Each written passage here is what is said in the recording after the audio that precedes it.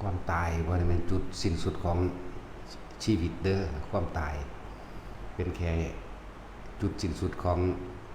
ธาตุทั้ง4ซื่อๆจุด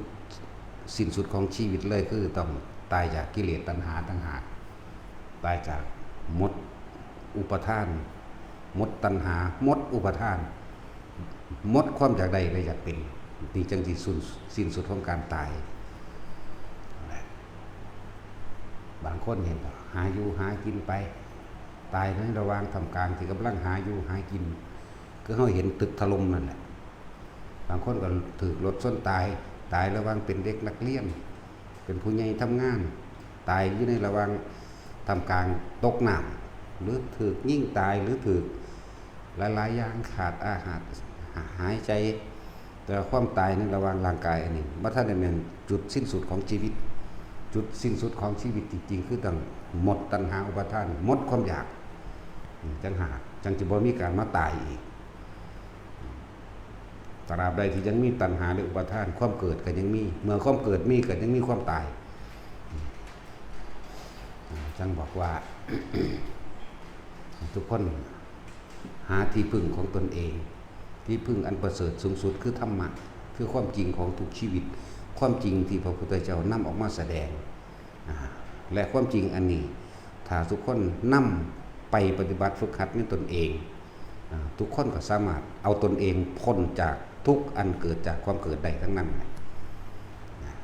สามารถเข้าถึงความสิ้นสุดของการเกิดสามารถเข้าถึงความสิ้นสุดของชีวิตชาติแปลว่าเกิดนั่นแหละแต่ละคนสิเอาใจใส่ตัวเองขนาดไหนนะหลายคนที่เขามาในสู่ศาสนาที่เขาหาพระอริยะหรือพระสงฆ์องค์เจ้าทั้งหลายส่วนมากบ่ได้เข้ามาเอาธรรมบ่ได้เข้ามาหาหนทางพ้นทุกข์ของตัวเองเด้ส่วนมากเด้ส่วนหน่อยก็มีอยู่ดอกอันที่ว่ามาหาทางพ้นทุกข์ดับทุกข์ดับตัณหาดับอุปาทานหาแนวทางที่สิหยุดการเกิดของเจ้าของเองก็มีอยู่เปรียบเทียบเท่ากับเขาโคส่วนผู้มาหาเพิ่มทุกข์ขึ้นมาอีกเท่ากับขนโคบางคนบ่ได้รู้จักดอกพระองค์นั้นเป็นอริยะเจ้าขันใดบ่รู้เวลาไปทำบุญทำทานน้ำเพิ่นขออายุยืนมั่งขอให้สนะคดีมั่งขอให้ลูกไปสอบได้มั่งขอให้หายจากการป่วยจากมะเร็งมั่งขอให้ได้สอบเป็นเจ้าเป็นนายเป็นคู่เป็นนั่นนี่สารพัดบ่ได้รู้จักความหมายอันแท้จริงของพุทธศาสนาของหมู่พระสงฆ์องค์เจ้าผู้เพิ่นฝึกหัดปฏิบัติตนเองออกมาจากป่าจากเขาเพื่อจะนำความจริงออกมาแสดงชี้แจงแนวทางให้คนมันปฏิบัติเพื่อให้พ้นจากการเกิดเลยๆแต่ส่วนมากมันบ่เป็นจังซั่นติสิท่านนั่นสิท่านนี่ก็เพื่อสิขออายุยืนก็มีขอให้หายจากโรคที่กำลังเจ็บกำลังป่วยอยู่ก็มีแม้กระทั่งสนะคดีมันธรรมดาเด้ก็ของเฮ็ดผิดแท้ๆก็ยังสิมาลักษณะคือบูชายันเนาะถวายของเพื่อให้ชนะเขาเหมือนสิแม่นั่นแหละหลาย หลายอย่างหลายอันแต่เฮาบ่มาฟังธรรมะแบบนี้นะยากเด้ที่สิไปเข้าใจว่าหมู่ภิกษุสงฆ์ทั้งหลายที่บวชเข้ามาแล้วบ่ศึกษาพระวินัยบ่รู้จักข้อห้ามเมื่อบ่รู้จักข้อห้ามก็ปฏิบัติตัวพากันเฮ็ดไปทั่วที่ทั่วแดนตัวเองเป็นผู้นำทางจิตวิญญาณเพื่อให้เข้าถึงพระนิพพานแต่เมื่อตัวเองบ่ศึกษาแล้วมันจะเอาหยังมาสอนไผก็เลยเฮ็ดไปต่างๆนานาสารพัดตามคนเก่าคนก่อนที่พาเฮ็ดไว้แต่ว่าทำบุญก็ขอเอาเด้ออธิษฐานเอาเด้อนี่แหมอธิษฐานเอาหยังมันสิไปได้เด้แต่ตัวเองบ่เฮ็ดเองนี่เห็นบ่มันบ่เข้าถึงหลักความจริงของที่พระพุทธเจ้านำออกมาแสดงตนเป็นที่พึ่งของตนเบิ่งจิตใจของเจ้าของว่าเจ้าของทุกข์เพราะว่าเหตุใดหนทางดับทุกข์เพิ่นก็สอนไว้แล้วทุกข์ดับไปเพราะแบบนี้เพิ่นก็สอนไว้แล้วบ่หุ่นไปหาเฮ็ดอีหยังหลอกลวงคนเบี้ยแก้พ่อแก้แม่มึงบอกมึงสิไปแก้ได้บ่ มันไปแก้ปัญหาอุปทานของคนได้บ่เบี้ยแก้มีดหมอยังอีกรุ่นรวยพันล้านร้อยล้านรุ่นรวยบ่เลิกรุ่นท่านใจทั้งสั้นแล้วหลอกลวงคนต่อไปเลยได้นะนั่นแหละแต่ว่าผู้เป็นภิกษุสงฆ์ทั้งหลายถ้าตัวเองบ่รู้บ่ถึงนะครับจักเสียยังไปสอนเขาก็เฮ็ดไปน้ำเขาเฮ็ดไปน้ำโลกเฮ็ดไปตามใจคนทั้งโลกคนทั้งโลกสิมีหยังอยากได้อยากดีอยากมีอยากรวยอยากมีอำนาจอยากชนะบ่ฮู้จักตายบ่ฮู้จักทุกข์สำเร็จทางใดบ่ได้ดังใจแล้วก็ว่าเจ้าของทุกข์ถ้าเกิดว่าทุกข์จังซั่นทุกข์จังซี่ก็ว่าผู้อื่นเฮ็ดให้เด้บ่ได้ว่าเจ้าของมาเกิดเองเด้แม่นว่าล่ะจังซั่นแล้วบ่เข้าถึงคำสอนของพระพุทธเจ้าเลยบ่ฮู้จักดอกอริยสัจสี่เป็นหยังบุถวายเงินดำ20 บาทสาธุเด้อเฮ้ยผู้ค้าถูกลอตเตอรี่แล้ววันที่1ให้เบิดหนี้เบิดสินเบิดทุกข์เบิดยากถ้าผู้ค้าถูกลอตเตอรี่แจ็คพอตนี่สิมาสร้างให้ดอกวัดนี่ผู้นี้บ่ธรรมดาเด้เนาะคือเขาถามเฮาแล้วอาจารย์ให้ผู้ค้าถูกลอตเตอรี่เด้อที่1เด้อบ่ถ้ากูฮู้จักกูก็ซื้อเอาเองกูสิบอกมึงเฮ็ดหยังแม่นบ่ล่ะก็ว่าความจริงจังซี่เด้อล่ะกูสิให้ถือเป็นบอกแต่กูฮู้กูก็ซื้อเอาเองตัวกูสิไปบอกผู้อื่นเฮ็ดหยังจังซั่นแหละหลายอย่างอยู่ดอกที่ในเมื่อคนที่สืบศาสนาโดยตรงเต็มรูปแบบมันเลยคือหมู่ภิกษุสงฆ์ก็ในเมื่อภิกษุสงฆ์บ่ฝึกหัดตัวเองบ่ศึกษาในตัวเองบ่ศึกษาตามคำสอนของพระพุทธเจ้าแล้วก็พากันเฮ็ดผิดนี่แหละเดี๋ยวก็เบิ่งหมอเบิ่งเลิกงามยามดีแต่งงานมื้อนั้นดีขึ้นบ้านใหม่มื้อนั้นดีดีพอดีแม่มึงบ่จักไปหาฝึกหัดศึกษานี่ก็นี่แหละเหตุแห่งความเสื่อมของคำสอนพระพุทธเจ้าเหตุความเสื่อมของธรรมะเหตุความเสื่อมของพุทธศาสนาก็เพราะว่าภิกษุนักบวชทั้งหลายบ่ศึกษาบ่ทำตามพระวินัยบ่ปฏิบัติตัวเองให้เข้าถึงธรรมบ่เข้าไปถึงความจริงเลยแล้วก็เกรงใจคนพอเขาว่าให้เป่าหัวให้เขาเป่ามั่วไปว่าซั่นมันบ่ได้เป่าเบิดมื้อเบิดเว้นปานนั้นเอาไว้หดน้ำมนต์น้ำมันให้ก็เฮ็ดไปเนาะคือแม้เพิ่นให้สอนแนวบ่ให้กลับมาเกิดอีกไปเด้เห็นทุกข์ในตนเองเห็นทุกข์เห็นเหตุแห่งทุกข์ในตนเองวิธีดับทุกข์ในตนเองแล้วทุกข์ดับไปดับแบบใดพี่เด้แล้ว ศาสนาจึงถูกทำลายได้ง่ายเพราะว่าตัวเองทำลายตนเองก่อนภิกษุสงฆ์นี่เด้เป็นผู้ทำให้เสื่อมจากยอดก่อนเด้ยอดก็หมายถึงนักบวชนี่แหละเข้าไปซะก่อนพุทธเจ้าก็บวชซะก่อนพุทธเจ้าบวชตรัสรู้แล้วจึงนำธรรมออกมาสั่งสอนนั่นแหละก็เริ่มจากนักบวชแม่นบ่ล่ะบัดนี้ลูกศิษย์ลูกหาผู้เป็นสาวกบ่ได้เดินตามที่เมื่อบ่ได้เดินตามแล้วก็เลยเฮ็ดสิ่งที่เพิ่นแสดงไว้ดีแล้วตัดไว้ดีแล้วชอบแล้วบ่นำสิ่งเหล่านั้นออกมาแสดงเพราะตะของก็บ่รู้บ่ฝึกบ่หัดมันก็เลยเสื่อมมาจากยอดกับบุคคลนอกศาสนาจึงเข้ามาทำลายได้เพราะว่าในศาสนาของตัวเองน่ะบ่เข้าไปถึงแก่นธรรมบ่หาตะแก่นแล้วตะเปลือกกับกระพีมันก็ยังบ่ทันได้รู้จักอยู่ยังออกไปนอกๆยังไปเทวนิยมน้ำเขาอยู่นั่นบ่ล่ะไปสร้างพญาครุฑไปสร้างพญานาคเอาหัวฤาษีเอาหัวอีแข่หัวลิงหัวเสือมาซุบใส่หัวเจ้าของแล้วก็เอาผ้าเหลืองคุ้มตัวเองไว้แล้วเอาหัวอย่างอื่นมาใส่แม่นบ่ล่ะ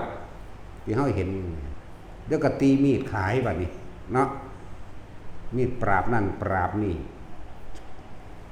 สิไปปราบหยังได้ในเมื่อตัวเองปราบใจตัวเองบ่เป็นเนาะปราบใจปราบความคิดปราบสิ่งที่ตัวเองกำลังยึดมั่นถือมั่นในตัวเองให้มันสิ้นซากซะก่อนแล้วมันสิไปปราบได้เขาบ่เฮ็ดซ้ำแนวนั้นพระพุทธเจ้าบ่ได้เฮ็ดมีดหมอขายเด้เนาะบ่ได้รูปหล่อเหรียญขายบ่ได้ปั้นนาคบ่ได้ปั้นพญาครุฑบ่ได้ปั้นงูหรือสิงโตหรือฤาษีต่างๆมาขายให้ไผเด้เนาะจังซั่นแล้วบ่ได้ดูดวงให้ไผเด้บ่ไปสิทธิ์น้ำมนต์น้ำมันให้ผู้ใดเบิดมือเบิดเว้นบ่ได้ไปสักลายให้ไผได้เนาะมันเฮ็ดโคตรพ่อโคตรแม่มันหยังเนาะแม่นบ่ล่ะจังซั่นก็มันเสื่อมก็เสื่อมนำพวกสันดานหมานี่แหละที่เรียกว่า นั่นแล้วมันกล้าหาญเด็ดเดียวก็ขนาดนี้ว่าล่ะพวกนั้นไอ้ยันเขาบาเขาว่ามึงตกนรกมึงบ่ได้รู้เรื่องเลยนั่นน่ะเนาะแต่ว่าเรื่องนรกก็มันบ่เห็นหลอกลวงชาวบ้านกินไปซื่อๆนั่นแล้วบ่ได้รู้จักหยังเด้นั่นน่ะดูดวงดูฤกษ์จังซี่ก็เป็นอาบัติปาจิตตีหรือทุลใจหรือทุกกฎไม่รู้รู้จักบ่ล่ะเบิ่งฤกษ์งามยามดีให้เขาแต่งงานเป็นหอดสังฆาทิเศษยังบ่ได้รู้เด้บ่ธรรมดาเด้เป็นอาบัติใหญ่หนักเด้นั่นน่ะชักจูงเงินนั่นเอาเงินนี่เหมาะสมกันเด้อจังซี่เป็นหอดสังฆาทิเศษจักว่าล่ะมันเป็นธรรมดาเด้มันบ่ศึกษามันสิเอาอีหยังมาสอนคน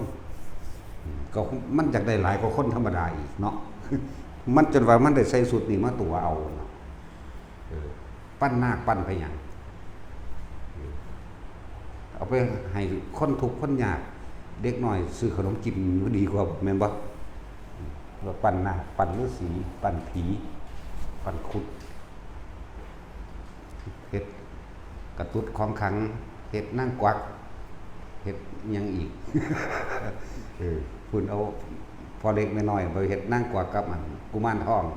จังสมบูรณ์อำตำหรือซ้ำองค์แดงใหญ่นี่เว้ยก็เบิ่งว่า จังซั่นแหละเฮ็ดบักไข่บักเคยเอ้ยเนาะมันเป็นโรคขาดสารอาหารมันสิให้ผู้ใดสมบูรณ์ได้แนวนั้นก็ดีแต่ความเสื่อมจากยอดก็คือบุคคลพระพุทธเจ้าเป็นบุคคลแรกเป็นมหาบุรุษแรกบวชก็มาน่ะนำธรรมความจริงอริยสัจสี่ออกมาสั่งสอนแสดงมีผู้รู้ตามเห็นตามกับบวชมาเหมือนกันจึงนำอริยสัจอันเดียวกันออกมาแสดงสมัยซุมื้อนี้มันบ่ได้ศึกษาบัดนี้เนาะบ่ได้ศึกษาคิดจะเฮ็ดจังได๋ก็เฮ็ดไปตามความเชื่อของเจ้าของเองแต่ว่าบ่เป็นไปตามความจริงเอาความจริงนำมาเว้ากันนี่เด้เว้าอยู่ดีเด้มันย่านไผเป็นอยู่ว่าถ้าเอาความจริงมาเว้ามันบ่ได้ย่านไผเด้ในเมื่อคนเฮานี่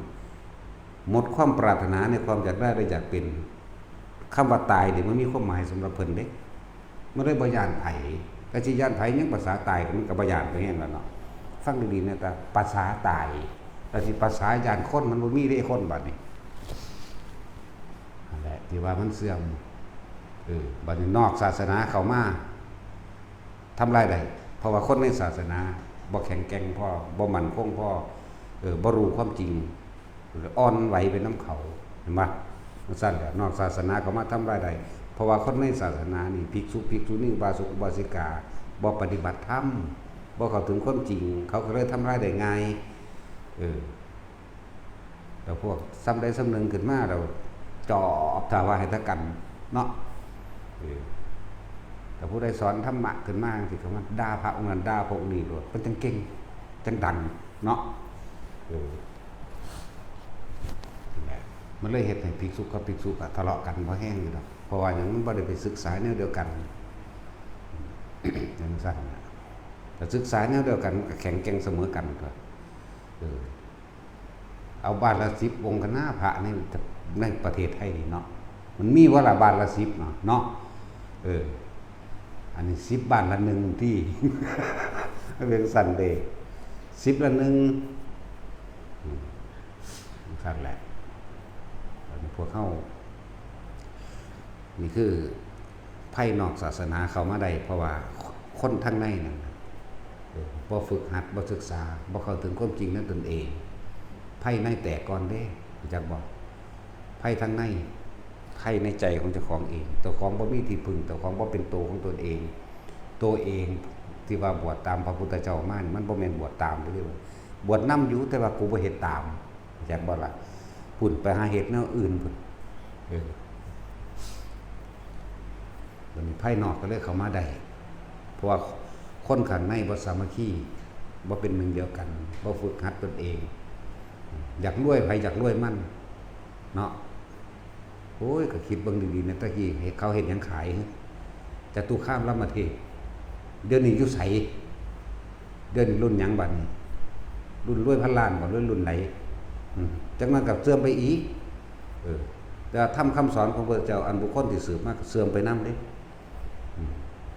เพราะว่านี่ล่ะพากันหลงไหลอิหยังนั่นแหละ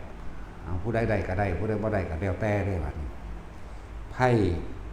อันเกิดจากการแก่การเจ็บการพัดพรากจากสิ่งที่รักอันเกิดจากการตายหรือไพ่แห่งความตายมันมีอยู่กับเฮาตลอดเวลาเด้อนี่คือไพ่ในของเฮาที่เฮาจะต้องสมควรกระจัดว่าเฮ็ดจังได๋ก็ช่างมันบ่อาจสามารถไปแค่เว้าให้ฟังซื่อเฮาบ่อาจสามารถไปบังคับความคิดเห็นของผู้อื่นนี่มันเป็นความคิดเห็นตรงกับเฮาได้ดอกฉะนั้นเฮาต้องบังคับตัวเองให้เห็นตามความเป็นจริงตอนนี้โลกกำลังมีภัยเห็นบ่ล่ะซึ่งจริงๆแล้วมันมีภัยมาตลอดนั่นแหละภัยอันเกิดจากความแก่ความเจ็บและความตายนี่มันมีมาตลอดเมื่อเฮาเริ่มเกิดแล้วเฮาก็เริ่มตายเหมือนกันการเกิดคือการเริ่มตายเนาะการพบก็คือการเริ่มจากบ่คนเฮามันบ่จากกันเป็นก็ต้องจากกันตายนี่คือภัยอันเฮาสมควรสิกระจัดทุกข์เกิดขึ้นจากหยังทุกข์เกิดขึ้นจากความยึดมั่นถือมั่นในความอยากได้และอยากเป็นนั่นสาเหตุมันก็อยู่ในนี่วิธีดับทุกข์เพิ่นสอนแล้วแหละเพราะนั้นจงขจัดภัยออกให้ตัวเองให้มันสิ้นออกจากวัฏฏะสงสารอันนี้อยู่ยากไปเรื่อยๆเด้อ ภัยในพุทธศาสนาหมู่ภิกษุสงฆ์บ่ฝึกหัดปฏิบัติเป็นหนึ่งเดียวกันผู้ปฏิบัติมีอยู่แต่น้อยเปรียบสุดดังว่าเขาโคผู้ไม่ปฏิบัติมีมากดุจดังขนโคความเสื่อมถอยหน่อยลงของความจริงเลยบ่ถูกนำออกมาเพราะว่าผู้บวชบ่ไปเข้าถึงความจริงเลยบ่กล้าเอาความจริงออกมาแสดงมันจะเอามาแสดงได้มันบ่ฮู้มันมีแต่เอาความปลอมเอาความเชื่อว่าเฮ็ดหยังอยากได้หยังอธิษฐานเอาเด้อขอเอาเด้อให้ทานมันก็ยังบอกให้ขอมั้ยแม่ว่าล่ะอธิษฐานเอาเด้ออยากได้หยังขอหยังตัวตะคนเดี๋ยวก็ไปสร้างกำแพงเนาะเดี๋ยวก็ตัวขายอันไฟผูกแขนตัวขายหญ้าค่าเอามาพันตัวขายเป็นหมากคูนเอาได้พันเห็นบ่ล่ะพุทธาภิเษกนั่นนี่สร้างเหรียญเจ้าของออกมาอีกเด้เนาะ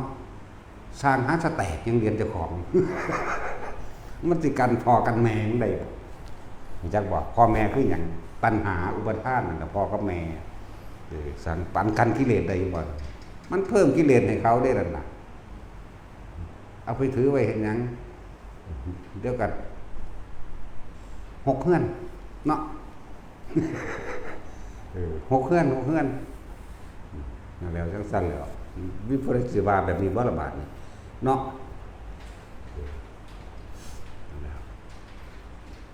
ก็ว่าอธิษฐานเอาเด้ออยากได้หยังขอเอาเด้อแต่ของเอาไปขายเห็นหยังมันคือว่าอธิษฐานเอาเองเนาะจังซั่นตัวเฮ้ยพุทธาภิเษกปะนะมันจะได้โดนสาปแหละพระพุทธเจ้าเพิ่นตรัสรู้ความจริงอันประเสริฐพอแห้งแล้วถึงสิไปบวชพระพุทธเจ้าได้พุทธาภิเษกรู้จักบ่พุทธาภิเษกหมายถึงว่าไปบวชพระพุทธเจ้าเด้เนาะอาหารแนวบ่ดีสารเลวสิไปเสกอีหยังกับเพิ่นแต่ของเอาผ้าเหลืองเพิ่นมาห่มบิณฑบาตขอกินสิไปเสกเพิ่นได้จังได นั่นแหละภัยอันตรายอันเกิดจากภายในหมู่ภิกษุสงฆ์ทั้งหลายบ่ศึกษาพระวินัยบ่ปฏิบัติตนเองถึงเข้าถึงธรรมก็เลยหาแนวจังซั่นแล้วมาหลอกคนเข้าวัดว่าซ่านเฮาก็คือบ่ได้หลอกไผแม่นบ่ซั่นด่าเปงปางก็แล้วก็คือมาอยู่เด้ล่ะแน่นี่เพราะเขาเข้าถึงความจริงของเขาที่แรกฟังที่แรกก็ศูนย์อยู่เด้เนาะคือว่าบ่ม่วนเห็นหลวงพ่อนี่มันสั่งคักว่าได้บัดนี้เว้าไปเว้ามาฟังไปฟังมากูเป็นแนวนั้นเบิดมันก็ยอมรับกันตัวนะบ่ได้มีเหรียญเด้ล่ะมีอยู่องค์เดียวนี่ผู้ใดจักได้ก็บ่ผูกสะข้อเอาไว้ทั้งนั้นแล้วเอาธรรมเอาความจริงนำไปปฏิบัติตนเองเด้อบ่ได้ไปงมง่ายไร้สาระหยังใดจังซั่นมันบ่มีสาระอีหยังเด้รุ่นนั่นรุ่นนี้รุ่นพ่อรุ่นแม่นี่บ่เนาะ จังซั่นแล้วมันบ่ได้มีแนวใดกันตายใดเด้อ บ่มีสิ่งใดกันความตายใดบ่มีสิ่งใดกันความเจ็บปวดป่วยใดบ่มีสิ่งใดกันความพัดพรากใดจากบ่ล่ะบ่มีถ้าเฮาปฏิบัติตามพระพุทธเจ้าได้นั่นแหละสิ่งที่กันคือตนเองกันตัวใดตัณหาและอุปาทานจะให้มันมีความอยากได้และความอยากเป็นหมดสิ้นไปจากใจบ่มีเกิดอีกบ่มีทุกข์อีกบัดเนี่ยวิธีเพิ่นก็สอนอานาปานสติบ่ได้สอนยากซำแหมสอนอันเดียวทรงฌานเจริญฌานเพื่อให้จิตมันตั้งมั่นเมื่อจิตมันตั้งมั่นแล้วปัญญามันก็เกิดเมื่อมีความสงบแล้วมันก็เห็นสิ่งที่บ่สงบคือความคิดมันแล่นไปหมุนไปเรื่องนั้นเรื่องนี้เรื่องนี้เรื่องนั้น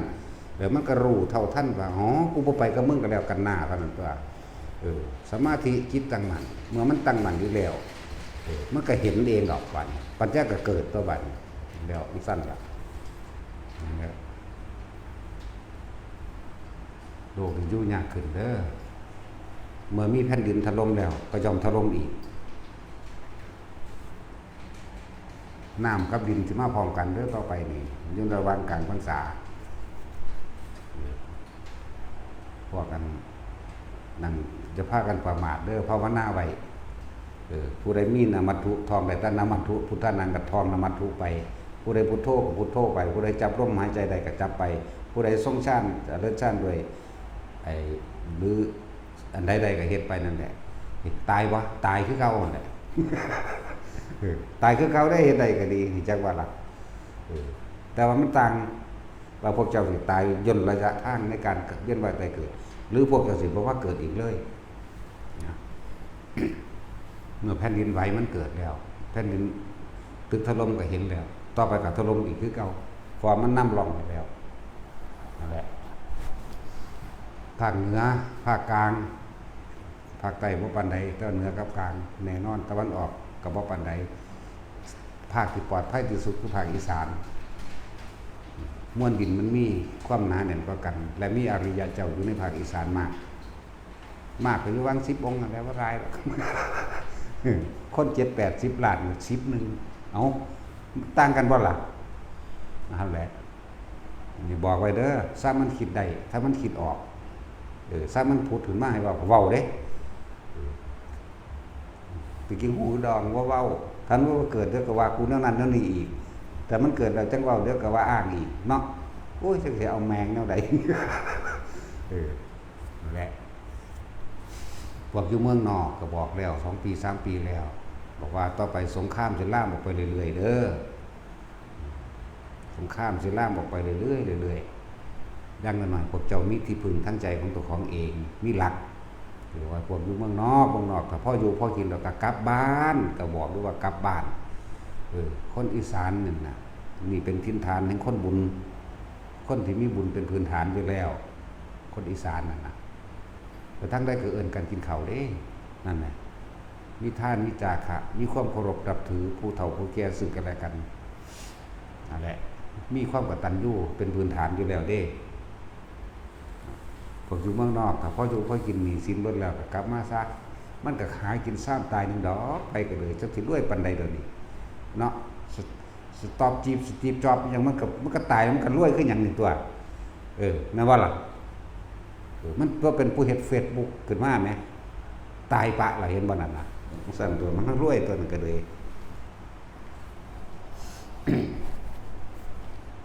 อะไรจังว่าพวกอยู่เมืองนอกสงชาติเจริญชาติเป็นแล้วจับจุดโลกเป็นแล้วก็อยู่จังซั่นแหละ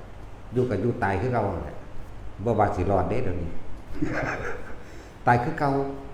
แต่พวกเจ้าสิตายต่ำหรือตายสูงพวกเจ้าสิตายไปต่อมรรคผลข้างบนหรือเจ้าสิไปตายลงนรกขนาดเด้พูดถึงเรื่องตายมันก็ตายคือเก่านั่นแหละแต่ว่าองค์แห่งชาติที่พากันทรงชาติหรือผลแห่งชาติสมาบัติหรือปิติเรานี่สิรักษาชีวิตพวกเจ้ารักษาชีวิตไว้เพื่อให้ได้มรรคผลจักบ่ล่ะบางคนอาจจะเก่งในเรื่องทรงชาติอยู่แต่ว่าโสดาสกิทาคาบ่ทันใดนาคาอรหันต์บ่ทันใดองค์ชาติดังนี้สิรักษาเจ้าของเองไว้ดอกอาจจะรอดจากเหตุการณ์ต่างๆเพื่อสิรักษาชีวิตนี่เห็นบ่รักษาชีวิตไว้เพื่อสิเข้าถึงถ้ำใดนะ แต่บางคนสิทรงฌานอยู่นั่นหรือทำให้บ่อยทำมากจะเกิดความวิชิตแล้วบางคนในขณะที่มันตึกถล่มลงไปสิปุ๊บเข้าสู่ความลมหายใจหรือกันลมหายใจก็ว่าไปบ่แน่เด้อนาคามีถึงอรหันต์ได้เด้นี่แน่นั่นที่แนะนำอยู่เด้นี่มันมีตั้งแต่เป็นผลอันสูงสุดที่เฮาบ่คาดคิดว่าเฮาสิได้ถึงขนาดนั้นทำได้นี่แหละจึงบอกให้เป็นวิธีที่ง่ายชาวบ้านยังมีผัวมีเมียอยู่กระสร้างพวกเจ้าก็ฝึกไปยังต้องการความรักระหว่างเพศอยู่พวกเจ้าก็ฝึกหัดตัวนี้ไว้เป็นเครื่องป้องกันตัวเองนำจากบ่ล่ะเวลามันจนมุมจนตอกแล้วเจ็บปวดบ่มีผู้ใดรองรับกันใดมันก็ดึงเข้าลมหายใจเองบาดสิตายแล้วจะสิไปเอิ้นหาไผมันก็ฟึบร่วมเข้ามาในลมหายใจเองตายในลมหายใจจังซี่มันดีกว่าตายเพราะว่าคิดถึงผู้นั้นผู้นี้เด้นั่นแหละนี่แหละน้ำก็สิไหลแผ่นดินก็ไหวอีกเรื่องช่วงพรรษานี่ถ้าเบิ่งบ่ไปหยังเว้าแม่งโลดซะมันได้เว้าตะกี้บ่เว้าเดี๋ยวเขาจะมาขาแพงสั่นแหละ มันเป็นร่องแล้วเด้อเมื่อมันเป็นร่องแล้วภาคเหนือภาคกลางภาคใต้หน่อยนึงภาคตะวันออกบ่ปานใดภาคอีสานปลอดภัยนะบอกขนาดนี้เนี่ยม้วนดินอีกอย่างหนึ่งก็คือกำลังภาริยะเจ้ามันมีอยู่นะคนได้เป็นผู้ทำลายโลกเองคนได้เป็นผู้ทำลายธรรมชาติเองโลกมันเสื่อมสลายพังสิยืนยาวหรือบ่ยืนยาวเพราะว่าคนเด้แม่นบ่ล่ะความโลภของคนเด้ขุดภูเขาขุดโลกลงไปเป็นสระเป็นหลุมลึกก็นั่นแล้วมันบ่มีความสมดุลกับความโลภคนเด้นั่นน่ะแม่นบ่ล่ะความโลภคนเด้สระบุรีเดี๋ยวนี้ภูเขามันเสียเป็นหลายลูกแล้วเนาะก็ความโลภคนเด้นั่นน่ะทำลายโลกมันบ่แม่นธรรมชาติแบบนั้นเด้ธรรมชาติโดยความโลภของคนได้ทำลายเองจังซั่นอย่าไปโทษแต่ว่าธรรมชาติโดยบ่มีเหตุตายเหตุก็เกิดขึ้นจากความโลภจิตใจของคนนั่นเองมันรู้จักมันบ่มีวันพ่อนะจังซั่นครับอันใดพวกใดเฮ็ดก็เฮ็ดเด้อบ่เฮ็ดก็สร้างเด้เฮาก็ซอยไผบ่ได้คือกันเฮาก็เฮ็ดอยู่ก็ตายคือกันฟังก็ดีๆเด้อบ่มีไผรักษาไผได้ยิ่งความเจ็บป่วยและความตายนี่บ่มีผู้ใดป้องกันให้ไผได้1,000,000%เลยบ่มีผู้ใดป้องกันความป่วยผู้ใดได้บ่มีผู้ใดป้องกันความตายผู้ใดได้อย่าไปเข้าใจว่าคือจังคำว่าหลวงพ่อช่วยด้วยนี่กูจะซอยไผได้กูก็อยู่ตะกูเนาะหังเทื่อไปย่างไปเหยียบหินก็โยะลงบ่ถึงมันเจ็บมั้ยเนาะจังซั่นตัวหลวงพ่อก็ป่วยคือกันมั้ยแต่ก็สิไปตายคือกันสิไปซอยไผได้เด้อนี่เนาะนึกถึงได้สมมุติว่าตายตอนนึกถึงเจ้าก็ไปสวรรค์นึงเด้ก็ดีอยู่มันไปสวรรค์เฮาก็เป็นหนึ่งในพระรัตนตรัยนั่นเหมือนกันเรียกว่าสังฆานุสติเฮาบ่เอาสวรรค์เฮาบ่เอาพรหมโลกไปฮู้อยู่ก็บอกอยู่ว่าบ่เอาหยังเลยใช้ฝึกหัดตนเองน่ะนักแน่นในลมหายใจกับส่งจุดอนุโลมนี้ให้นักแน่นอยู่หม้องนี้ถึงเวลามันเป็นเอาเองดอกนะบรรลุบ่บรรลุก็สร้างหัวมันดอกขอให้ลมหายใจเป็นที่หนึ่งจุดอุณาโลมอาการปีติหรือเรียกว่าปราโมทย์มีจิตติปราโมทย์ช่ำชื่นและเบิกบานตื่นรู้อยู่ทั้งสี่ตลอดนะนี่ตัวนี้เป็นผลของลมหายใจอายุมงนี้เฮ็ดไปจนตายพุ่นละบ่มีผู้ใดบ่ตายเด้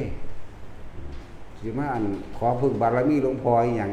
ของไผของมันเดี๋ยวมันเอาให้กันบ่ได้แหมเนาะคือเขาว่าเอิ้นหาแต่หลวงพ่อเอิ้นหาตายบ่ กูสิไปซอยไผได้กูก็อยู่ตะกูทั้งเธอกูก็นอนหลับอยู่ คือจังซั่นแหละพยายามอยู่กับลมหายใจให้ตนเองเป็นที่พึ่งของตนเองนะ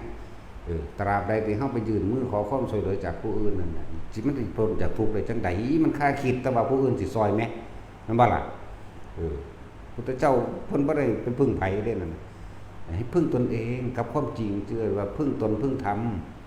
นี่เอาความจริงเข้ามาพิจารณาในกายเจ้าของเองพิจารณาในใจของตัวเองกายกับใจรูปกับนามนี่แหมพิจารณามันดูแจ้งจนว่ามัน เกิดความเห็นตรงว่าว่างได้โดยความเห็นนี่เรียกว่าสัมมาทิฏฐิเห็นตามความเป็นจริงได้แล้วก็เหลือแต่การอยู่ในปัจจุบันเท่านั้นเด้เข้าใจว่านี่ปัจจุบันคือลมนี่คืออุณโลมนี่เท่านั้นเด้ทำเป็นผู้มีจิตหนึ่งเพ่งอยู่ในอารมณ์ที่เป็นหนึ่งแล้วท่านจะรู้ซึ้งถึงธรรมทั้งปวงเองหรอกนะเฮ็ดเอาตัวนั่นแหละผู้ได้ฝึกได้ก็ฝึกเอามันเป็นเครื่องพึ่งตนเองเป็นสมบัติของเจ้าของเองภาคเหนือมีอีกภาคกลางมีอีกเด้อมันจะเคยเป็นก็เป็นอีกเป็นระดับบัดไหลไปเรื่อยเด้อเลยบอกพวกเจ้าพยายามอยู่กับตนเองให้เป็นอยู่กับอานาปานสติคือลมหายใจเข้าออกผลท้องอานาปานสติคือประคองลมหายใจเข้าออกก็เกิดอาการปิติเกิดขึ้นมันก็เลยเป็นปิติปราโมทย์หรือเราเป็นผู้ทรงฌานเจริญฌานชาภคุโรพยายามหนักแน่นในฌานในอารมณ์ที่เป็นหนึ่งชาภคุชาหมายถึงฌานการเพ่งอยู่อันหนึ่งคุเนี่ยคือหมายถึงคารุแปลว่าหนักแน่นให้จิตตั้งมั่นอยู่ในอารมณ์ที่เป็นหนึ่งอาการปิติมันก็เกิดอยู่ในหันเองและ สติจึงสำคัญสติคือการนึกถึงอย่างก่อนนึกถึงลมเมื่อรู้ลมเข้าออกประคองเอาไว้แล้วนะอาการปิติมันก็เกิดนะเมื่ออาการปิติมันเกิดปัสสติมันก็เกิดคือจิตมันผ่อนคลายมันบ่ไปคิดถึงผู้นั้นผู้นี้เมื่อปัสสติมันเกิดสมาธิมันก็เกิดจิตมันก็ตั้งมั่นเมื่อจิตมันตั้งมั่นแล้วปัญญามันก็เห็นเองนั่นแหละเรื่องใดเห็นตามความเป็นจริงว่าสิ่งทั้งหลายทั้งปวงบ่เที่ยงบ่จีรังจังยืนก็ว่าไปเข้าสู่สังขารุปเปกขายานเข้าสู่คำว่าอุเบกขาเข้าสู่คำว่าเห็นอาสวะแห่งตนเองมันก็ละอาสวะมันไม่หันตอนที่มันอยู่น่ะมันละแล้วล่ะแต่เขาบอกจักว่ามันละมันบ่ได้ละด้วยการคิดการบ่นำสิ่งทั้งหลายทั้งปวงเขามาคิดเรียกว่าละเพราะมันต้องตัดอย่างนั้นต้องตัดอย่างนี้คือแต่อ้วนปัญญาอ่อนก็เลยอธิบายสักกายทิฏฐิแบบละเอียดจะอธิบายอย่างตายเท่านั้นนะเนาะเกิดมาตายมันก็จบแล้วตัวแล้วพวกนี้พวกผู้ยิ่งจะเป็นประสาทเขาเว้าอยู่นี่เป็นปีแล้วอันเรื่องนั้นสิเป็นยังสิอธิบายอย่างหนังสือมีให้อ่านจะไปอ่านที่เนาะ พวกเขาอธิบายเลยพวกเขาเอากิ่งไปแห้งก็เลยบ่ได้เอาหลักการแล้วเด้นั่นแหละเพิ่นก็ฟังกันเดียวนี้แหละทั้งอ้วนทั้งประสาท แล่นลงตึก13ชั้นสมน้ำหน้าน้ำหนักลดแน่บาดนี้อ้วนใหญ่กว่าอันเล็กพอหน่อย ผมใส่สิ135 โลเนาะพอเล็กไม่น้อยอยู่วาง100 โลนึงเด้ ทั้งชั้นแล้วต้องอธิบายหยังดอกเลิกการอธิบายขยายความเลิกคิดเลิกนึกปรุงแต่งในจริงทั้งหลายทั้งปวงเลิกหาเหตุเมื่อเลิกหาเหตุไม่มีเหตุต้องให้รู้อะไรอีกผลก็คือยุดเหตุได้แล้วหมายถึงดับความทุกข์ได้เราได้มันทุกข์เพราะว่ามันคิดอยากหูคำตอบเลยต่างๆนานาสารพัดมันเกิดอีหยังขึ้นมิจะเอาคำตอบคืออยากได้สื่อมันว่าจังใดผิดหรือถูกนี่ไหมมันบ่มีผิดมันบ่มีถูกมันบ่ต้องการคำตอบถ้าจะปล่อยว่างจริงๆมันต้องบ่มีเหตุผลเข้าใจบ่นั่นแหละว่าท่านสิว่าทรงชาติถ้าพวกเจ้ามีความรู้สึกเดียวจิตเดียวอันนึงมันก็รู้ไปเบิดคือเก่าแหละแต่ว่าจะดึงสิ่งที่รู้ที่เห็นที่ได้ยินได้ฟังได้ดมกลิ่นสัมผัสรู้สึกทางกายเขาไม่คิดมานึกมันหยุดตัวเด่นนั่นน่ะก็เลิกคิดเลิกนึกปรุงแต่งทั้งหลายอย่าไปหาซื้อมันจังว่าผู้คนรักษาตัวเองเด้อตนเป็นที่พึ่งของตนเด้อไม่มีผู้ใดพึ่งผู้ใดใดเด้เนี่ยมันบ่มีผู้ใดปวดแขวแทนเฮาได้เด้เนาะได้จะบอกว่ามันก็เพ้อเจ้อว่านั่นแหละบอกว่าได้นั่นเนาะเอาเงินไปจ้างให้ผู้อื่นปวดแทนมันรู้เหตุใด มันมีทางปวดก็เก่าอีกทั้งศูนย์มันเสร็จแล้วเงินไปจ้างป่วยดูจ้างผู้อื่นป่วยอะไรบุ๊นั่นแหละเงินไปจ้างตายมันรู้ว่าเนี่ยมันมีทางเจ้าสิไปหนีไปลี้อยู่บางใดความตายมันอยู่ในหูดังของเจ้านั่นเนาะพอเน่าเริ่มต้นจากลมหายใจมีชีวิตที่ยาวมาได้เพราะว่าลมหายใจเข้าออกแล้วก็ต้องสิ้นสุดและจบลงโดยหมดลมหายใจเด้แน่สิ่งที่อยู่ในตัวเองแท้ๆยังบ่คิดถึงนั่นแหละ วิธีฝึกก็ง่ายแล้วบอกแล้ว อยู่ยากขึ้นแล้วเด้อ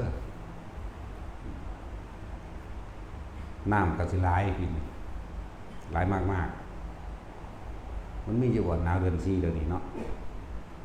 มันจักว่าจังซั่นแล้วมันบ่มีเด้หนาวเดือน4กับหนาวเดือน5 นั่นแหละดินก็เห็นแล้วดินถล่มเนาะบัดนี้น้ำได้บัดนี้น้ำแล้วจะดินน้ำไฟเนี่ยเกิดอย่างหนึ่งดับเป็นย่อมๆมันเดี๋ยวจะมาล่มทีหลังอย่างสั่นบ่ได้คิดได้ก็ได้บ่ได้ก็สร้างเด้บ่ได้เงินเด้เนาะ เฮ็ดเอาก็ได้เด้เฮาเฮ็ดก็เฮ็ดเฮาก็ได้ของเฮาเฮ็ดเด้ได้หยังได้ความสงบได้ความบ่คิดมากบ่แม่นได้หยังที่มันเป็นวัตถุสิ่งของบ่แม่นได้รวยบ่แม่นได้ทองเด้อันนั้นมันได้มาคือเก่านั่นแหละมันบ่จักได้ให้ได้หน้าจังซั่นเนาะแต่สินเฮา สั่นแหละแต่ว่าพวกหลังจากเฮามุ่งหลังคาล่วงรถเฮาแล้วแต่ก็เฮ็ดที่พักไว้ซะอันพวกของอันสมชายมันนะพากันงานมันก็เบาระบางลงก่อนเฮ็ดที่พักของคนอื่นพอคนอื่นไหลเข้ามาจากเทิงอุทกภัยจากเทิงธรณีภัย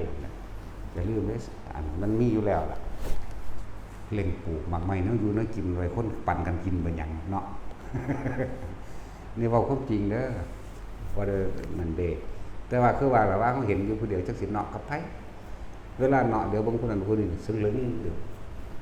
บ่มีสมองจักคนเอาโลด ว่าถ้าเว้าเรื่องไปเนาะเดี๋ยวบางคนก็ซึ่งลึงอยู่ว่าโอ้ยเนาะ เพราะฉะนั้นที่ปลูกสิ่งที่มันเป็นหมากง่ายใหญ่เร็วมักมีมักขนุนเนี่ยเป็นหมากง่ายใหญ่เร็วแต่มันบ่มีกินจริงๆต้มกินดิบๆมันก็อิ่มได้คือกันเด้กินแม้นฮอดเปลือกของตัวแต่คนหิวมันกินได้เบิดตัวมันบ่ตัดสิน กินเปลือกก็ได้ตัวยากอย่างนั้นอะไรครับเป็นหยังเฮาคือนิยมปลูกสิ่งที่มันกินได้แล้วต่อไปคนสิได้มาอาศัยเฮาแหละคนบ่มันบ่มีหม่องอยู่บ่มีหม่องไปพอได้อยู่พอได้รักษาชีวิตอยู่ได้กินแล้วก็เอาดอกความหิวเป็นโรคอย่างยิ่งได้ฆ่าคนได้ความหิวแม่นบ่หิวเนี่ยฆ่าคนได้แต่ได้กินนี่ยังแน่ไม่พุเขา ห้องท้องแน่มันเศร้าหิวมันก็บ่ฆ่าได้ดอกนี่ว่าไม่พุดอกเบื่อพวกนี้ก็กินแมงโลด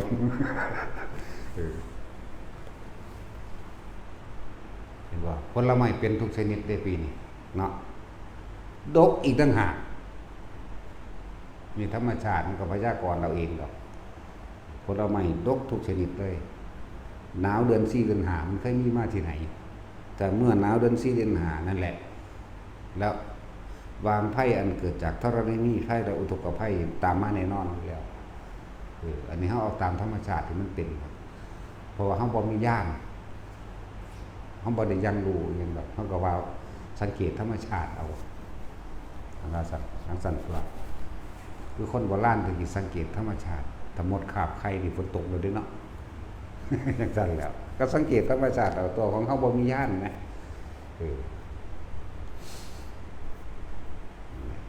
พวกเจ้าว่าปีนี้หนาวนานบ่หนาวนานเด้แปลกประหลาดกว่าล่ะจังซั่นแหละก็สังเกตธรรมชาติเอาตัว นั่นแหละสารพัดภัยในการเกิดเฮาก็เทศมาเรื่อยเลยพวกเจ้าเกิดมาพวกเจ้าเจออันนึงก็เจออันนึงนั่นแหละเรื่องจากนี้ธรณีภัยอันเกิดจากแผ่นดินถล่มอุทกภัยอันเกิดจากน้ำท่วมเห็นบ่วัฏภัยอันเกิดจากลมพายุหมุนลมสราตันบ่แม่นคำเว้าของจองเลยคำว่าลมสราตันคือทำให้ผู้ลมนี่สามารถทำให้คนเสียชีวิตได้เรื่องลมสราตันอย่างสั้นแหละอย่างอีกอัคคีภัยคือไฟอสุนีบาทภัยคือฝ่าพ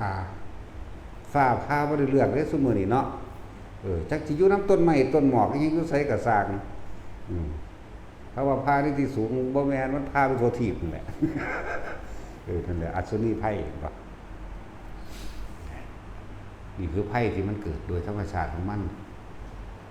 แต่ว่าธรรมชาติของมันฝ ฝนสิตกได้ก็ต้องอาศัยไอน้ำหรืออุณหภูมิจากโลกขึ้นไปทำปฏิกิริยากับก้อนเมฆจึงสามารถจับกันเป็นกลุ่มก้อนโดยฝนตกได้โลกจะถูกทำลายได้ก็ต้องอาศัยปฏิกิริยาจากจิตใจของมนุษย์คือความโลภมันออกเห็นบ่ล่ะความโลภกับความโลภคนมีแต่โลภกับโลภเมื่อโลภกับโลภแล้วมันก็ทำลายธรรมชาติอันเป็นพื้นดินและต้นไม้แม่นบ่ถ้าเมื่อบ่ได้ดังใจแล้วก็เกิดข้าวเป็นโกรธมันก็เป็นไฟว่าซั่นโกรธคือไฟเรียกว่าไฟคือราคะนี่โลภไฟคือโทสะนี่คือไฟไฟคือโมหะนี่คือหลงมันบ่ล่ะอันเดียวสั้นล่ะเกิดจากใจมนุษย์นี่เด้อโลกสิยืนหรือโลกสิบ่ยืนก็เลยสมัยของพระพุทธเจ้าบางพระองค์อายุ100,000 ปีเพราะเขาความโลภหน่อยมีเหมือนเดิมแต่ว่าหน่อยอายุถึงได้100,000 ปีอันนี้ความโลภหลายเด้จัก5,000 ปีนึงบ่เสียวเขาเจ้าเลยเนาะแม่นบ่ล่ะในภัตตรกัปอันนี้จะคิดได้ว่าโลกมันยืนพุ่นในสารมันตกัปนั่นของพระพุทธเจ้า2 องค์นึงก็แซงอันนี้แล้วเด้สิบอกให้สั้นตัวอายุ100,000 ปีอายุศาสนาเขาเจ้าก็พอแห้งนั่นแหละเพราะว่าเขาเจ้ามีความโลภหน่อยอายุของโลกเลยยืนมากเพราะว่าอย่างพื้นดินบ่ได้ถูกขุดเจาะต้นไม้บ่ได้ถูกทำลายสายน้ำบ่ได้ถูกปลุกปั้นจักก่อนสายน้ำดินน้ำไฟลมนี่ดินบ่ได้ถูกขุดเจาะต้นไม้บ่ได้ถูกทำลายโดยความโลภของคนเนาะแม่นบ่ล่ะน้ำจังซี่เอาซุมื้อนี่น้ำมีแต่ยาพิษเนาะเพราะว่าสิน้ำทะเลหรือน้ำจืดหยังก็ช่างมีพิษเด้เห็นบ่นั่นถ้าว่าประมงก็ขนเอาว่าซั่นจังซี่แม่นบ่ล่ะใส่ลากใส่อวนใส่หยังใส่ยาใส่หยังอันพิษที่ซึมลงไปในน้ำว่าคราบเคิบน้ำมูกน้ำมันอยู่ซั่นเจือปนไปด้วยยาพิษทั้งนั้นนั่นแหละก็ความโลภล่ะช่วงนี้สงครามเข้าไปอีกนะมันซั่นตะกี้เขาเจ้าบ่ค่อยมีซั่นแหละมันอายุยืนได้เพราะว่าแบบนั้น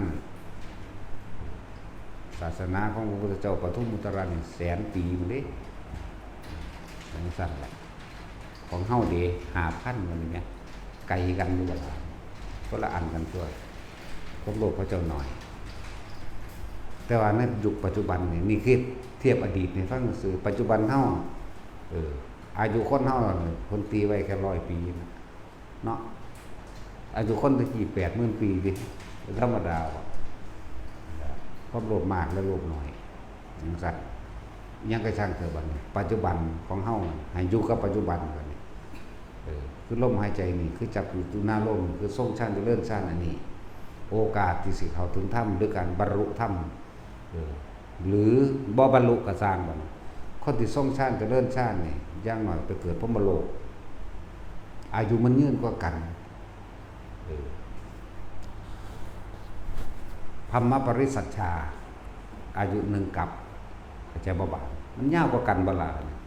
2 กับ4 กับ8 กับ16 กับไล่ขึ้นไปเรื่อยๆได้บัดจนถึงอสงไขยได้เฮายังมีโอกาสเพื่อสิได้ยินฟังธรรมของพระพุทธเจ้าองค์ใดองค์หนึ่งเข้าใจบ่นี่มันบรรลุธรรมเร็วกว่ากันฉะนั้นสุตตะนี่คือเฮาต้องได้ยินไว้ศรัทธาเอาเป็นว่ารัตนะ5ศรัทธาแต่ศรัทธานี่ต้องประกอบด้วยปัญญาหรือว่าเป็นพุทธะแต่ว่าให้ศรัทธานี่ต้องศรัทธาที่อันประกอบด้วยได้เห็นจริงตามความเป็นจริงตามคำสอนของพระพุทธเจ้าบ่ได้เห็นของดอกของร่วงนี่แต่จังว่าให้ใส่ปัญญาพิจารณาเอาเด้อแต่ก็มีความเข้าใจตามความจริงนั่นศรัทธาจาคะคือการสละออกคือเฮาก็สละอยู่แล้วศีลเห็นว่าสุตตะเห็นบ่จังซั่นแหละถามมันนั่นศรัทธามาที่หนึ่งแล้วก็ต้องศรัทธาโดยทำคำสอนของพระพุทธเจ้าเด้บ่แม่นศรัทธาคือว่านั่นแหละว่ายากคือดอกจริตคนมี6 อย่างแต่ว่ามันบ่แม่นมีอย่างมีคนละอย่างบ่แม่นเด้มีพร้อมกันทั้งเบิด6 อย่างเด้แม่นบ่ซั่นพุทธจริตศรัทธาจริตวิตกจริตเห็นบ่จังซี่มีพร้อมกันเบิดนั่นแหละแล้วแต่มันสิกระทบในขณะปัจจุบันนั้นมีพร้อมกันเบิดแต่ว่าสิ่งที่เฮารักษาก็คืออยากให้คนมีรัตนะ5ก็ว่าไปเ ที่พึ่งอันประเสริฐสูงสุดในของกับของเองหายากหนึ่งเฮาอาศัยตนเองด้วยความเชื่อมั่นในตนเองกับคำสอนของพระพุทธเจ้าด้วยความเชื่อมั่นในตนเองโอ้นี่เพิ่นสอนอริยสัจสี่เพิ่นสอนมรรคมีองค์8ถ้าสอนมรรคมีองค์8นั่นน่ะเราเองกับพิจารณาไกลควรตนเองตัวบัดนี้เนี่ยนั่นสิเป็นแต่ก็มีความมั่นใจเชื่อมั่นเห็นบ่ซั่นมีความเสื่อมมั่นใจเนี่ยก็มีความจาคะคือความสละออกทำบุญทำทานมั่นแต่การให้ท่านก็ต้องท่านแบบบ่ได้หวังผลในท่านบ่มีจิตผูกพันในผลทางท่านบ่มุ่งการต้องสมในความอยากได้เลยอยากเป็นหยังทั้งสิ้นเลยมันก็มุ่งเข้าสู่คำว่าศีลเองดอกคนเฮามีโลภเด้มันจังเบียดเบียนแม่นบ่ถ้าบ่โลภมันบ่เบียดเบียนนั่นแหละจังสละออกนี่ก็คือสละความเห็นแก่ตัวแล้วนี่มันก็ไหลเข้าไปสู่ศีลตัวบัดนี้นั่นแหละสุตตะแล้วก็ปัญญาประกอบกับการได้ยินได้ฟังมันบ่ละบัดได้ยินได้ฟังมีความเปรียบมีความเทียบด้วยบัดนี่แหละคือแสดงอยู่เดียวนี่ล่ะของมันแม่นของเพิ่นบ่นอนแต่ว่าบ่แม่นก็บ่แม่นแต่ว่าแม่นก็แม่นก็ต้องอาศัยความเห็นของเจ้าของเด้เข้าใจบ่ล่ะเปรียบเทียบเอาเพิ่นว่ามาแนวนี้ก็เพิ่นก็แม่นของเพิ่นเด้อเพิ่นจังว่าเนาะส่วนเจ้าพวกเจ้าไปแยกแยะเอาตัวแต่พวกเจ้ามีความเชื่อกับความจริงมันคนละอย่างเด้ความจริงกับความเชื่อนี่พวกเจ้าต้องสละความเห็นความคิดของเจ้าของออกมันจึงสิฟังเข้าใจคนเฮามันเกิดมาจากความเชื่อนั่นแหละความเชื่อ เชื่อว่าแบบนั้นเชื่อว่าโอ้หลายคนดอกเพราะความเห็นผิดนั่นเองอวิชชาความไม่รู้มันสั้นแหละเกิดมาแบบนั้นแหละสุดท้ายกับปัญญาทั้งตัวคือรู้แจ้งเห็นจริงตามความเป็นจริงนะรู้หยังรู้ว่าร่างกายก็บ่เป็นของเจ้าของแม่นบ่นั่นรู้ว่าแม้แต่ทางจิตใจบ่เป็นเจ้าของรู้รูปรู้นามนั่นเด้มันบ่ได้ยากเด้อบัดนามก็คือความคิดกับบังคับบ่ได้เด้แม่นบ่ผู้ใดบังคับได้บ่มีเด้เอาจะคิดแซ่อยู่เรื่องเดียวเบิดมื้อเป็นเรื่องใดอยู่บ่ได้จักคิดไปทางใดเป็นล้านๆพิกเซล เป็นล้านๆความคิด ล้านๆมุมล้านๆเหลี่ยมสารพัดถ้าเฮามีความเห็นว่าร่างกายบ่เป็นของเจ้าของตายแน่นอนบ่มีผู้ใดหนีความตายบ่ได้ร่างกายได้บังคับบ่ได้แหน่เอาง่ายๆนี่แหมสิไปสักกายทิฏฐิวิจิหยังคือหยังกระดอกปานนั้นแท้มันบ่ล่ะเกิดมาตายคักๆเด้นี่เดี๋ยวบ่มีผู้ใดหนีพ้นเด้นี่แหมซ้ำชื่อว่าทัศสักยทิฏฐิแหมเฮาก็เคยเห็นผู้ใดตายมาหลายแล้วแม่นเนาะมันว่าซั่นจักมื้อนึงเจ้าของก็ตายกูสิไปหลีหนีอยู่ไสเนาะก็มันหลีหนีบ่ได้เงินก็จ้างบ่ได้ซื้อบ่ได้เนาะก็ยอมรับมันตามความเป็นจริงนั่นล่ะเมื่อยอมรับมันแล้วมันควบคุมตัวจิตตัวบัดนี่แน่มันถ้าตัดแล้วควบคุมความคิดก็ลมหายใจนี่เป็นวิธีหลอกความคิดควบคุมความคิดกันเลยเฮ็ดอานาปานสติมันจิตตั้งมั่นนี่แล้วทรงฌานเจริญฌานนี่แล้วเมื่อมันมีสมาธิจิตตั้งมั่นนี่แล้วปัญญามันก็เกิดมันก็เห็นเองดอกว่าเห็นความคิดแล่นไปมันโอ้คนเฮามันถูกเพราะว่าคิดไปแล้วบัดนี้ถ้าควบคุมความคิดได้รู้คิดได้รู้เท่าทันได้มันก็บ่เกิดทันแล้ววิธีก็เบาซุมือล่ะเนาะทรงฌานเจริญฌานอยู่นี่เพื่อให้มันจิตตั้งมั่นเมื่อจิตตั้งมั่นดีแล้วมันก็รู้เอาบัดนี้เอาประสบการณ์ของแต่ละคนเด้อเฮาฮู้แล้วเฮาทรงฌานเฮาเฮ็ดเป็นแล้วยืนเดินนอนนั่งได้ปฐมฌานรู้ลมหายใจเข้าออกแล้วมีอาการปิติเกิดระหว่างกลางคิ้วกลางหน้าผากเฮาเองนี่เรียกว่าปฐมฌานผู้ใดนึกถึงลมหายใจเข้าออกได้ปุ๊บความรู้สึกนิ่มๆนวลๆนึบๆอยู่ระหว่างกลางคิ้วกลางหน้าผากได้นั่นละเอิ้นว่าปฐมฌานแล้วผู้ใดเฮ็ดเป็นแล้วก็ฝึกให้มันคล่องซะก่อนยืนก็เป็นเดินก็เป็นนอนก็เป็นนั่งก็เป็นฌานที่2สิเป็นเอาเองเฮาบ่ได้คิดถึงหยังปุ๊บความรู้สึกระหว่างกลางหน้าผากขึ้นนวงๆกันเลยนิ่มๆนิ่งวงนึบๆหลายศัพท์หลายภาษาหังคนว่าเป็นบ่อนๆบุญๆเป็นล่มๆอุ๊ยสารพัดแต่เขาสิเว้าเนาะเป็นบ่อนๆก็มี เป็นบุญๆก็มีอีกอย่างน้อลืมแล้วอันศัพท์ประหลาดมากเมื่อวานนี่เป็นฌาน2แล้วเอิ้นว่าจิตตั้งมั่นเป็นอารมณ์ที่เป็น1แล้วเรียกว่าฐานที่ตั้งแห่งจิตก็คือใส่ความรู้สึกนี่จิตกับผู้รู้กับจิตรู้ยังรู้สึกโตนึงได้พวกเจ้าบ่แม่นว่าไปรู้สวรรค์นรกเด้รู้หยังแค่รู้สึกตัวนี่แหละคำว่ารู้สึกตัวทั่วพร้อมอย่าหนีออกจากกายนี่ กายในกายเวทนาในเวทนาจิตในจิตรู้สึกตัวนี่เองเนี่ยอยู่มองนี่มันเคลื่อนมาหัวกระรู้อยู่ในหัวมันเคลื่อนมากลางอกกระรู้ในกลางอกแล้วถ้ามันสิเคลื่อนไปยาออกจากกายนี่กายเวทนาจิตทำเวทนาจิตกายร่วมกันเป็นหนึ่งแค่รู้สึกตัวมันดับก็ได้จากบ่มันมีกำลังมันก็เห็นเองดับอันนี้ตั้งมั่นนั่นแหละคำว่ากำลังเลยตั้งมั่นจิตตั้งมั่นเป็นเวลานานจากบอกเอิ้นว่าจิตตั้งมั่นเป็นเวลานานโดยอาศัยความรู้สึกตัวเห็นบางคนเขาเจ้าได้24ชั่วโมงนะบรรลุได้แต่ตอนนอนหลับจากบ่หลับแต่ว่าในขณะนำในขณะหลับนั้นจิตก็บ่คิดปรุงแต่งได้จากบ่ผู้ใดได้ฟังเมื่อวานเพิ่นเว้าอยู่เห็นบ่ล่ะหลับก็รู้ว่าลมหายใจนี่กับอุณาลมนี่ตีคู่กันตลอดเลยหลับแล้วก็รู้ตื่นขึ้นปั๊บแล่นเข้าเองปั๊บนั่นในขณะนั้นจิตอยู่ไสจิตอยู่ว่างๆจากบ่จิตอยู่ว่างๆความคิดอยู่ว่างๆมันต้องไปคิดถึงหยังเด้นั่นน่ะจังซั่นแล้ว เพราะงั้นนั่นถ้าเราตายที่เราไปเลยเด้นั่นน่ะจากบ่ล่ะยังตัมมนะคามีนั่นแล้วจังซั่นแล้วผู้ใดได้ฟังตอนกลางเว้นครับเอาไปพิจารณาเอาตัวแต่ว่าได้ความรู้หลายนั่นคือประสบการณ์จริงๆแล้วบ่ได้เว้าศัพท์บาลีเลยมันเป็นแบบนั้นแบบนี้แล้วเว้าไปเลยเห็นบ่จังซั่นแล้วนั่นแหละจริงนั่นแหละแล้วก็อยู่จังซั่นของเราตื่นขึ้นปั๊บมันแล่นเข้าปั๊บเลยเห็นบ่นั่นแหละถึงบอกว่าทำให้บ่อยทำให้มากทำให้ชินทำให้เป็นดุจดังยานย่านก็คือรู้สึกโตตัวเองแล้วบ่แม่นไปย่านรู้อันอื่นดอกเฮาบ่เอาหรอกรู้อันอื่นภาษาจังซั่นเลื่อนว่าฝึกให้มันชินเด้อโดยศัพท์มันว่าภาษาบาลีว่าวิตกวิจารปิติสุขเอกคตาโดยภาษาเฮาทำความรู้สึกลมเข้าอยู่นี่ลมมันสิเข้าลมเข้ามาสุดอันกระดูกอ่อนนี่มั้ยกระดูกอ่อนดังนี่มั้ยลมมันมาสุดอยู่ระหว่างกระดูกอ่อนดังอันนึบๆอยู่นี่เนี่ยบัดนี้ก็นิ่มๆนวลๆหรือนึบๆหรือเสียวๆหรือตึงๆหรือโตนๆหรือโยนๆแล้วแต่ศัพท์ไผเด้อนี่เรียกปฐมฌานแล้วจิตตั้งมั่นมีอารมณ์ที่เป็นอยู่แค่นี้แหละฌานที่สองเป็นเองคือจังคนเป็นแล้วนี่ขึ้นขับรถปั๊บบ้านถึงขึ้นไปจับรถปั๊บเป็นนึบๆขึ้นมาเลยนั่นแหละที่สอง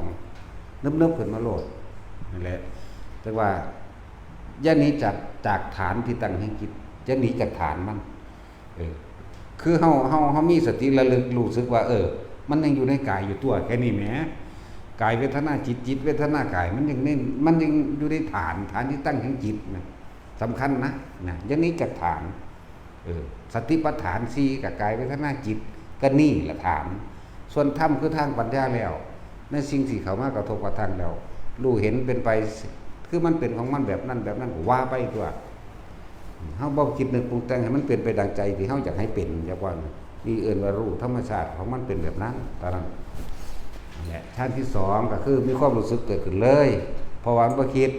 อันที่3นี่ลึกล้ำเข้าไปอีกปัสสัทธิไปเลยว่านี่เห็นว่าสงบเย็นใจโล่งโปร่งเกิดความเบาโปร่งเบาในกายเจ้าของเองบอกบ่ถูกพวกนี้มันเป็นความรู้สึกที่มีอยู่แต่ว่าเหมือนบ่มีจักบ่ล่ะเคยเป็นบ่แต่สิมันเคยเป็นบ่เนี่ยกับพวกเขาเคยเป็นก็เป็นอยู่แต่ว่ามันเป็นบ่นานมันเป็นข้าวเดียวมันคือบ่คือผู้เขาเจ้าของในการเข้าฌานออกฌานเด้เข้าออกใน1ใน2ใน3นี่แม่ใน4ก็ได้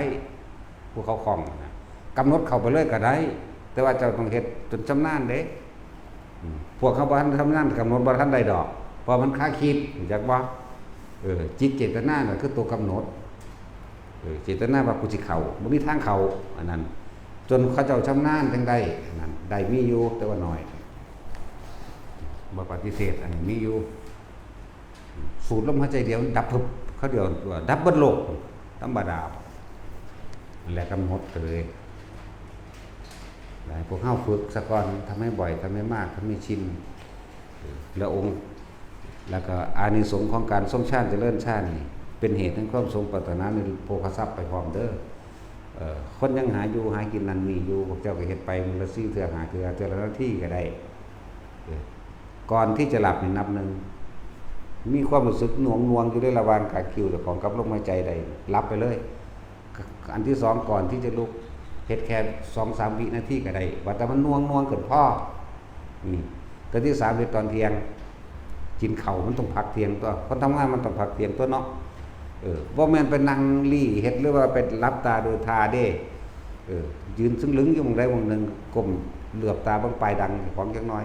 มันน่วงขึ้นเอาละนี่ยังน้อยๆก็จัก3เทื่อ3 เดือนชีวิตพวกเจ้าสิเปลี่ยนแปลงเงินก็หาง่ายขึ้นใจเจ้าของก็เย็นลงพออารมณ์บ่ค่อยร้อนการเงินการงานก็ค่อยดีขึ้นมาเอง3 เดือนก่อนเด้บ่แม่นเฮ็ดเดือนนี้สิเอาเงินล้านคือเพิ่นเด้เนาะพวกเขาเป็นหนี้ล้านเขายังเฮ็ดอยู่2 ปีมันเด้ล่ะ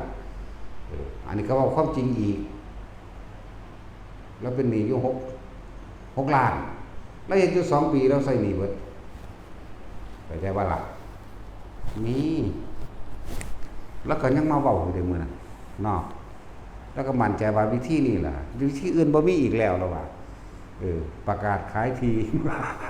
ที่หม่องหน้าทางลาดยางที่หม่องกว้างหม่องตึกใหญ่ขายของบ่มีผู้ใดซื้อบางคิดว่าเขาสิบ่ซื้อเสือกแล่นไปซื้อแหมบ่ได้ซื้อถูกได้บัดนี้8 ล้าน5พุ่นน่ะจังซั่นแล้วบางบ่คิดว่าจะได้ขายมันลี่อยู่พู้นมันหกอยู่หม้องอื่นพุ่นน่ะบางบ่คิดว่าสิขายได้เด้อนะจังซั่นแล้วก็มั่นใจตัวนี้แหละไปกลุ่มซื้อของเขาเฮ็ดหยังหม่องเขาบ่ขายโอ้ยเขาก็ดีใจยังไงบางกูบ่สิบ่ได้ขายจักเบ็ดกูคิดว่ากูขายได้อยู่ดอกจักล้านนึงนี่แหมโอ้ไปฟาด8 ล้าน5กูขายคือกันแล้ววะจังซั่นแล้วหลายอยู่กับอีกหนึ่งมันว่ามันขายของได้มันแค่บะมั้งฮู้ว่าแต่ดูขายอันนี้ได้มึงสิพาหลวงพ่ออีกจนจังซั่นก็มีนั่นแหละได้หรือบ่ได้มันก็ขึ้นอยู่กับบุญกุศลสูสิสู้เฮ็ดขึ้นมาเอาเองเด้อไปก็ดีบ่แม่นหลวงพ่อเฮ็ดให้เด้มันสิเฮ็ดหยังไปได้มีแต่นั่งถ้าเอาเด้อว่าถ้าบ่ได้เอามาให้เอาแมงเบิดเด้เนาะก็เป็นความจริงอันนี้ก็เลยนั่งเท้าอยู่นี่แล้วถ้าเขามาสาก็ด่าเขามั้ยเอามาเร็วๆในรถนั่นซั่นแล้วพากันฝึกคนที่เป็นโรคภัยไข้เจ็บอย่างต่างๆบ่ว่าแต่โรคในกายบ่ว่าต่างๆโรคแห่งความโลภความโกรธความหลงเลยโรคอันเป็นโรคปวดหัวอันเป็นโรคไมเกรนมื้อนี้แหมปวดหัวหอยปวดหัวดิบมื้อนี้แหมแต่พวกเจ้าเฮ็ดแค่มื้อนึงจัก3เวลาจังว่านะอาทิตย์นึงมันก็หายเลยโรคไมเกรนแล้วโรคอื่นๆที่เป็นอยู่แล้วมันก็ค่อยๆทุเลาเบาบางลงแล้วโรคอย่างอื่นที่บ่เป็นคน40-50 ปีจังเป็นจังซี่มันบ่เป็นซะเลยเด้บัดเพราะว่าหยังนี่มันมีความลึกลับอยู่ในว่าถ้าเฮาทรงฌานเจริญฌานแล้วบุญนั้นเกิดจากจิตสงบจากบัดนี้บุญแปลว่าความสงบเย็นเด้บุญนั้นเกิดจากความสงบภายในเฮาเองการให้ผลของกรรมต่างๆอกุศลกรรมให้ผลเพิ่มแต่ว่าตอนนี้เฮามีบุญเป็นเครื่องรักษานี่เกิดกลายเป็นบุญจริตจากบัดนี้เจ้ากรรมนายเวรเขาได้บุญเขาหนีไปเขากลับเป็นอโหสิกรรมให้เฮาจาก100 คนก็เหลือ30เหลือน้อยลงการเงินการงานมันก็เลยสะดวกขึ้นอีกอย่างนึงก็พวกที่เป็นญาติเฮาฝ่ายดีมันมีฝ่ายบ่ดีกับฝ่ายดีฝ่ายดีเขาก็มีกำลังขึ้นเขาก็มีกำลังซอยเฮาเองตัวแม่นบ่ซั่นฝ่ายบ่ดีเขาถอนออกเหมือนกับเฮาใส่หนี้ถ้าเฮาใส่หนี้ไปเรื่อยต่อไปก็เหลือแต่กำไรเงินเก็บเนาะอันนี้เฮาบ่ใส่หนี้จักเทื่อเฮาสิมีอีหยังเหมือนกันจิตสงบเลยว่าบุญความสงบเย็นเกิดในใจของปึ๊บเขามาเอาบุญเขาก็ไปอโหสิกรรมไปบางทีก็กลับมาซอยเฮาเลยก็มีแต่ว่าฝ่ายทั้งดีที่เป็นฝ่ายของเฮาอยู่แล้วคือมารดาบิดาญาติสายโลหิตหรือปิตรสหายที่เข้าใจกันถูกใจกันก็มีกำลังมาซอยเฮาเองนี่แหละแต่ว่านี่แหละจึงว่าเหตุแห่งความสมหวังในเงินในทองในชีวิตก็เป็นอยู่ที่ดีขึ้นลูกเต้าเล่าล้านอันนั้นอันนี้ที่มันไปส่งไปสอบเนี่ยมันนั่งสิได้ขึ้นมาเองเรื่อยๆดอกบ่ต้องไปขอให้เฮ็ดเอาเองเข้าใจบ่ล่ะไปขอไผได้เดี๋ยวนี้ก็ซั่นนี่ตัดสินไปขอไปอัน ขอน้ำมันเจ้าแม่ใดก็สร้างหรือพระอินทร์พระพรหมทั้งใดก็สร้างขอให้ได้เป็นผู้ว่าเนี่ยหน้าเด้อมันจะได้อยู่บ่ล่ะเนาะมันบ่มีคนสมบัติไหมมันบ่เป็นไปตามเหตุปัจจัยมันต้องเรียนซะก่อนต้องเรียนจบปริญญาตรีโทเอกแม่นว่าล่ะต้องมีการเรียกสอบแข่งขันจังสิได้บ่แม่นว่าไปขอเอาจากสิ่งศักดิ์สิทธิ์มันบ่แม่นแบบนั้นทุกอย่างเกิดจากเหตุจังซั่นมันต้องมีเหตุตัวอันนี้ถ้าผู้ใดอยากมีอยู่มีกินนะหรือร่ำรวยก็ทรงชาติเจริญชาติโดยอันนี้แหละทรงว่าทรงชาติอันนี้แหละคืออานาปานาสตินี่แหละมันก็เป็นคอยมีของมันเองใจเห็นแบบใจฮ้อนมันมีผล2อย่างเลยทั้งทางโลกทั้งทางธรรมได้นี่ถ้าเฮาชินแล้วทางธรรมเฮาก็เดิมเป็นคนมีสติมากขึ้นระลึกนึกถึงอันใดผิดอันใดถูกอันนี้ประโยชน์บ่มีประโยชน์มากขึ้นเด้สติระลึกถึงตรงนั้นเป็นมีขอบเสียบคมจิตคมใจให้ใจเย็นลงได้จังติดต่อการงานมันบ่ใจฮ้อนใจฮ้อนไหมมันบ่สูญไหมคนเฮาเวลาสิไปติดต่องานบางหันเอานี่เด้อมันสิคิดคำนวณไว้ว่าต้องได้แบบนั้นแบบนี้มันบ่มันตั้งหวังไว้มันบ่บัดนี้มันบ่เป็นดังหวังบัดนี้มันสูญซะกันเลยเด้บัดนี้นั่นแหละมันแบบนั้นที่ว่ามันเป็นหยังคือบ่สมหวังพวกเจ้าใจฮ้อนเองพวกเจ้าจะได้ดังที่พวกเจ้าคิดเอาไว้แล้วบัดนี้มันบ่เป็นดังที่พวกเจ้าคิดมันเลยโมโหเลยบ่ได้หยังซ้ำแล้วเกิดกลายเป็นฮอดคู่อาฆาตกันไปเลยเนาะจังซั่นแล้วอันนี้เฮาบ่ได้ตั้งหวังหยังไปติดต่องานอยู่แต่ว่ากูก็ส่งชาติมันกูไปได้ก็ได้บ่ได้ก็สร้างได้เด้ถ้าเป็นไปจังซั่นล่ะง่ายขึ้นนั่นแหละ โลกว่าช้ำทำบ่เสียพร้อมและบาดสุดที่พึ่งสุดท้ายบาดพวกเจ้าตกอกตกใจเกิดอุบัติเหตุฉุกเฉินนะคือรถชนกันปั้วจังซี่มันสิแล่นกับลมหายใจพวกเจ้าเองดอกเนี่ยมันสิป้องกันมันสิถ้านั้นบ่ถึงฆ่าตายมันก็ป้องกันบ่ให้พวกเจ้าบาดเจ็บเองอาจสิเสียเฉพาะทรัพย์สินโดยรถแต่คนบ่เป็นหยังแต่ว่าถ้าถึงฆ่าตายพวกเจ้าก็เกิดสูงจังว่าล่ะแต่ถึงหม่องมันตายก็เกิดสูงเด้ยังต่ำกว่าพรหมโลกแล้วดีบ่ดีพวกเฮ็ดบ่อยเฮ็ดมากเฮ็ดชินเนี่ยบรรลุธรรมไปเลยก็มีนั่นแหละอานิสงส์แห่งอานาปานสตินี่มันมีผลมากเลยผู้ใดทำบ่อยทำมากทำทินสามัญญผลที่ทำเวทนิยธรรมบรรลุอรหันตผลในปัจจุบันขณะมีชีวิตอยู่ทำไว้ในขณะมีชีวิตอยู่ในขณะที่สิ้นชีวิตพอดีตายพอดีก็เป็นอรหันต์นี่อันนี้สงสองแล้วอันนี้สงสามเพื่อนผู้ใดตายโดยมีสติมีลมหายใจเข้าออกเขาคือเข้าสู่อนาคามีสั่นได้กับสร้างหัวมันตัวมันบ่มาเกิดเลยไหมเนาะทั้งสั่นตัวบัดนี้ย่างต่ำนี่ว่าไว้ย่างต่ำเข้าสู่พรหมโลกนี่ไหมพรหมโลกมันอายุยืนเด้แล้วบัดนี้ผลอันแยกเลยเพิ่นบ่เว้าไว้ดีบ่ได้โสดาสกิทาคาก็ได้จักว่าล่ะทั้งสั่นตัวรอบัดนี้เฮาฟังธรรมไว้อันนี้พระอริยเจ้าบางองค์ขึ้นไปเทศนาข้างบนสามารถบรรลุธรรมได้พร้อมหรือหมู่เทพบรรพสัตว์ทั้งหลายคุยกันสนทนาธรรมกันเองก็บรรลุได้ใครควรโดยตนเองก็บรรลุได้อาศัยพระอริยเจ้าบางองค์ไปแสดงบรรลุได้บางคนอายุยืนไปถึงพระพุทธเจ้าองค์แรกนั้นเกิดขึ้นฟังธรรมทีเดียวบรรลุเลยบ่ล่ะจังซี่เด้มันมีอานิสงส์หลายคือหยังเด้ฟังธรรมก็ดีศรัทธาก็ดีนั่นแหละศรัทธาจาคะศีลสุตตะและปัญญานี่เพิ่นพากันว่าตรัตนะหาบ่อยากบอกเพิ่นว่าว่าเอาเองทุกคนบัดนี้ตอนนี้เฮามีชีวิตอยู่พยายามทำความรู้สึกตัวในตัวนี้พวกมามื้อนี้ฝึกเป็นสัมปพุเป็นหรือว่าล่ะบ่ได้ชื่อบ่ได้หมู่นี่หวังนี่ว่าเป็นวะใครแน่ซะว่าเป็นดาเด้พวกประสาทโดนเด้แต่ว่าเป็นซั่นเอาสมาทาน